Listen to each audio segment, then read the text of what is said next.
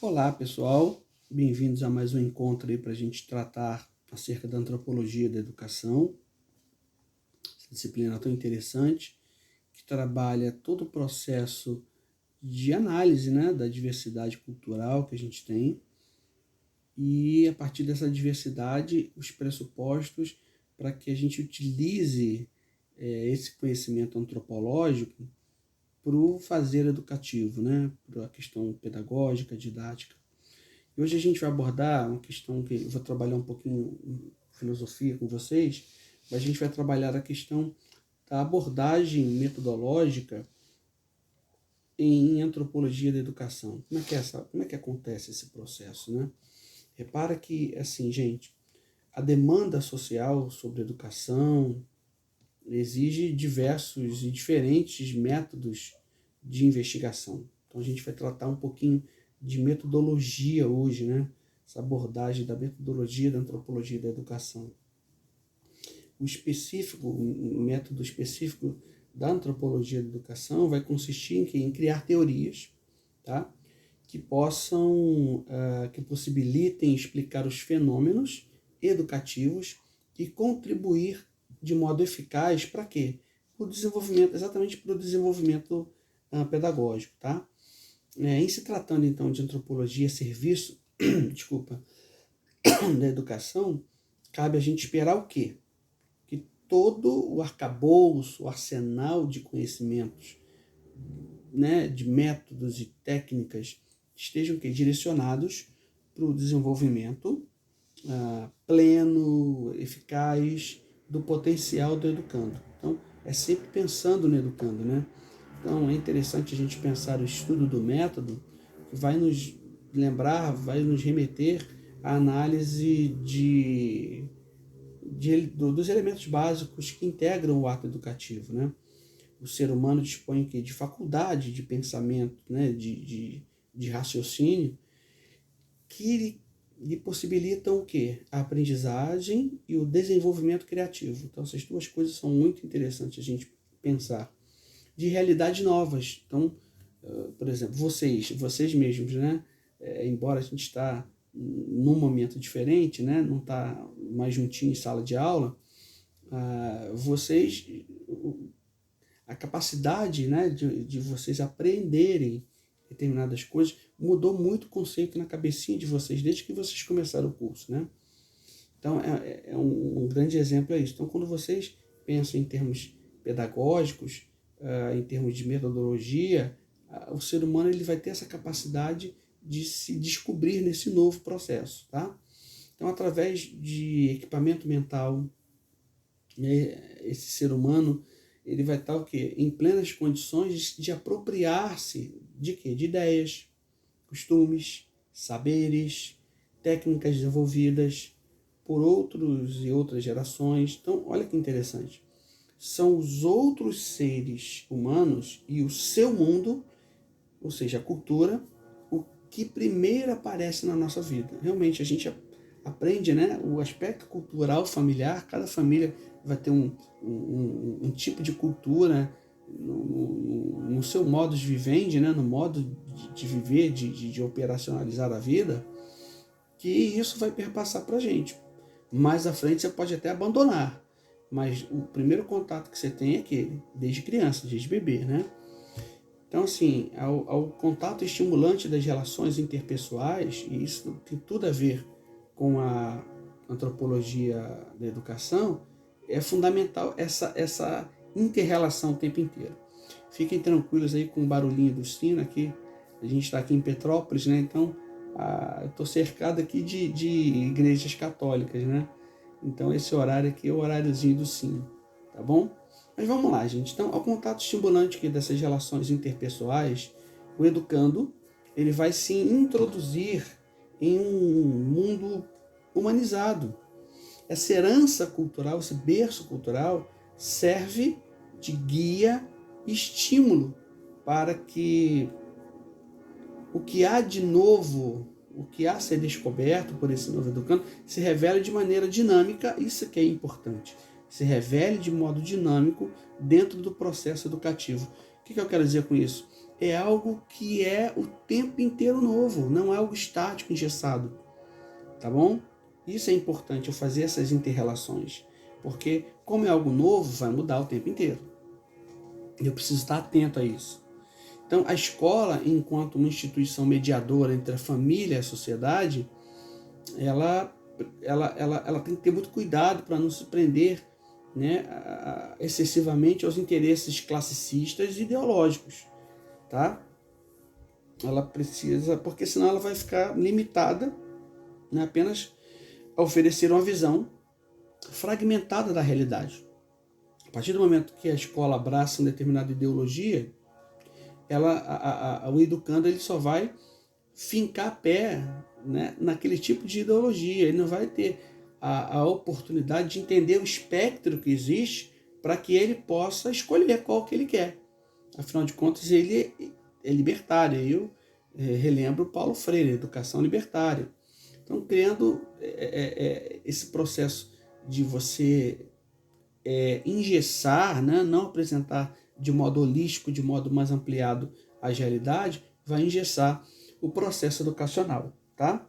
E o que vai acontecer? Ao invés de nós humanizarmos o educando, a gente vai fazer uma barbárie, porque ele vai ser um fideísta, ele vai ser um extremista de determinado aspecto ideológico. Isso é muito ruim.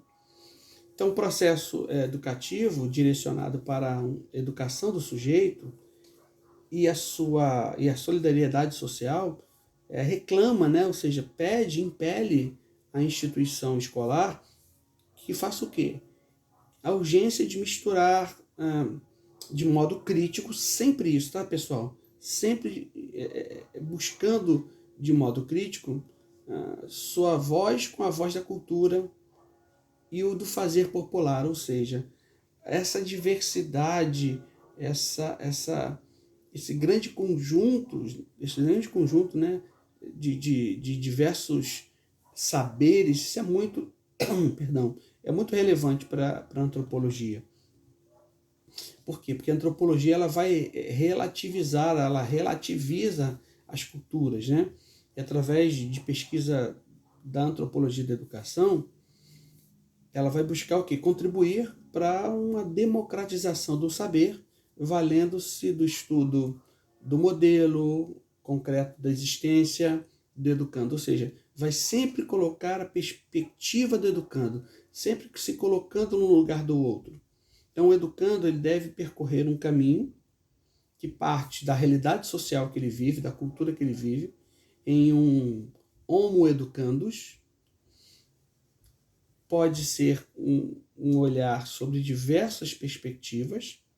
Então, o que acontece? A partir da visão do educando, a partir da visão do aluno e características já que são dele, que ele já traz dentro dele, a gente vai trabalhar todo esse processo pedagógico dentro para que ele possa crescer, para que ele possa desenvolver, para que ele possa melhorar, se ele não tiver, ele possa conseguir obter, e além de obter, ele possa desenvolver o espírito crítico dentro dele. Tá? Isso é muito importante, isso é muito relevante. Então, assim, quando a gente pensa em termos de metodologia, quando a gente pensa em termos de questões pontuais acerca de como a antropologia da educação vai trabalhar, é de fundamental importância para a gente pensar o seguinte: o educando ele deve percorrer um caminho, tá? Que parte da realidade social e da cultura social que ele já traz, tá certo? E por quê? Porque a partir dessa perspectiva, qualquer metodologia implantada ou apresentada a esse educando, ela vai buscar ser coerente ao objeto de estudo, à orientação teórica. Isso vai ser uma metodologia mais adequada. Então, no desenvolvimento da perspectiva e da própria pesquisa educativa, a gente pode seguir uma série de linhas, tá? Dentro da antropologia da educação, e de um modo geral, a maioria dessas pesquisas elas obedecem às grandes correntes filosóficas do século XIX e do século XX. Eu vou destacar só 3 aqui e vou falar bem sucintamente, bem laconicamente, sem aprofundar, só para a gente ter uma ideia. tá? Do que seja. As principais foram, então, que eu elenquei aqui, seria o positivismo, a fenomenologia e a dialética. O que seria, então, essa metodologia que a antropologia da educação pode utilizar, chamada positivismo? Ela vai procurar dar respostas aos problemas educacionais, se utilizando de métodos quantitativos, ou seja, quantidade, como análise estatística, questionários, sem levar em conta o ponto de vista subjetivo dos indivíduos. Ela busca explicações dos fenômenos através da relação dos mesmos. Ela não se preocupa tanto com a subjetividade de quem está realizando a pesquisa e do próprio objeto de estudo. Não sei se me fiz entender.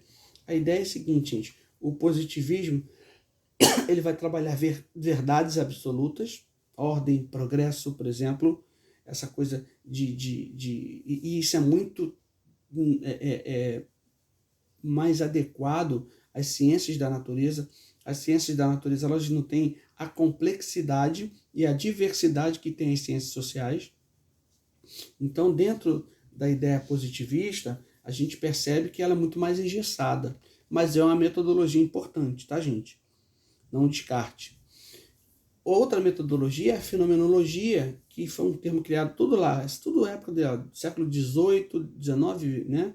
Sobretudo o século XIX, mas a fenomenologia ela é criada pelo filósofo Lambert na metade do século XVIII, para designar o quê? O estudo seria... O que a fenomenologia ela vai trabalhar?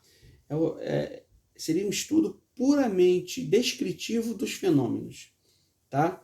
Tal qual se apresenta a nossa experiência. Então, por exemplo, eu quero fazer um estudo acerca de como as famílias, sei lá, daqui de Petrópolis, elas estão percebendo essa questão do isolamento social. Então, é um estudo empírico, de observação, através do que eu percebo, do que eu vejo, mas ele tem uma intencionalidade, ele precisa ter, para ser fenomenologia, precisa ter uma intencionalidade. O que eu desejo saber? Eu vou analisar a questão de classe social, a questão como as pessoas de classe média ou de classe alta se comportam, diferentemente da questão das pessoas das classes menos favorecidas, como é que elas conseguem trabalhar isso. Então, assim, a fenomenologia, desculpa, ela vai trabalhar um processo intencional, mas de consciência, entende, gente? Ou seja, ela vai trabalhar diferentemente do positivismo, ela vai trabalhar o aspecto subjetivo da pesquisa, de quem está fazendo a pesquisa. Então, assim, ela abandona a pretensão de objetividade que tem, por exemplo, as ciências da natureza. Então, por exemplo, 2 e 2 mais 2 é igual a 4, não tem o que inventar. Você pode falar milhões de coisas, mas 2 mais 2 é igual a 4. Na ciência social, no exemplo que eu dei para vocês de uma análise, por exemplo, dessa questão da pandemia, eu tenho que colocar outros fatores dentro dessa análise. As pessoas são da mesma família, moram no Rio e vieram passar a quarentena em Petrópolis, nesse momento de isolamento social. Eles são empresários, são funcionários públicos. Eu tenho que colocar uma série de variáveis dentro do processo de observação fenomenológica, embora eu tenha uma intenção para que eu consiga entender. Então, a ideia da fenomenologia é abandonar exatamente essa pretensão objetiva de que 2 mais 2 é 4. Existem outras coisas que podem mudar, outros elementos que podem mudar essa equação, se eu posso dizer assim, tal qual como entendem as ciências naturais, é diferente. Então, esforçando-se para o quê? Para compreender, no nosso caso, os problemas pedagógicos no âmbito intersubjetivo. Olha que legal. Ou seja, é um processo de análise subjetivo de quem está fazendo o estudo e também subjetivo de quem a gente está estudando, dos atores desse processo educativo. Então, pensa o seguinte, quando eu falo do educador e do educando, eu tenho essa via de mão dupla, eu preciso analisar os aspectos culturais do educando e do educador. É um pouco disso que a fenomenologia vai trabalhar. Então, ela vai trabalhar diferentemente do positivismo, que trabalhava a questão quantitativa, a fenomenologia vai trabalhar a questão qualitativa, tá? Ou seja, então exemplos de como a gente vai trabalhar a questão de entrevistas, né? Por exemplo, dentro de uma pesquisa, de uma perspectiva pedagógica, vai se fazer o quê? Uma entrevista ali tete a tete, para você sentir como é que está a questão, como é que está a pessoa, qual a tua análise, né? Diferentemente de uma perspectiva simplesmente de uma pesquisa num questionário ou numa estimativa, que são números frios, tá? Então, assim, gente, para a gente já ir terminando, a impossibilidade, né, de se qualificar os fenômenos espirituais provavelmente vai incapacitar o pesquisador empírico a entender a dinâmica pedagógica. O que eu quero dizer com isso? A fenomenologia, ela não consegue explicar o que está dentro da pessoa. A gente chama de ciências do espírito, né? Ou seja, porque a gente tem demandas nossas internas antropológicas. Então, do ponto de vista fenomenológico, a ideia é se dirigir para uma compreensão de mundo significativo dos atores da própria educação, ou seja, é sempre trabalhar de modo mais holístico, tá? Então, a reflexão da antropologia da educação, para que possa alcançar plenamente seus fins, necessita da presença da análise crítica. Então, todo esse processo, todas essas metodologias que eu estou apresentando para vocês, elas têm um propósito de desenvolver um espírito crítico no educando. Sempre assim, tá? Já na dialética, a dialética ela vai trabalhar puramente questões de explicações lógicas, racionais para os fenômenos da natureza, da sociedade e do pensamento. A evolução das ideias, né, baseia-se numa interpretação dialética, tá, do mundo, e a concepção científica da realidade é enriquecida pelo quê? Com a prática social da humanidade. Então, assim, as verdades científicas em geral significam graus de conhecimentos limitados pela história, porém não significa a incapacidade do ser humano de se chegar à verdade. E aí que vem para nós, em termos de antropologia da educação, algo bem interessante. Um dos caminhos para a construção e consolidação do conhecimento antropológico é a etnografia. O que é a etnografia? É o estudo da cultura, o estudo da etnia.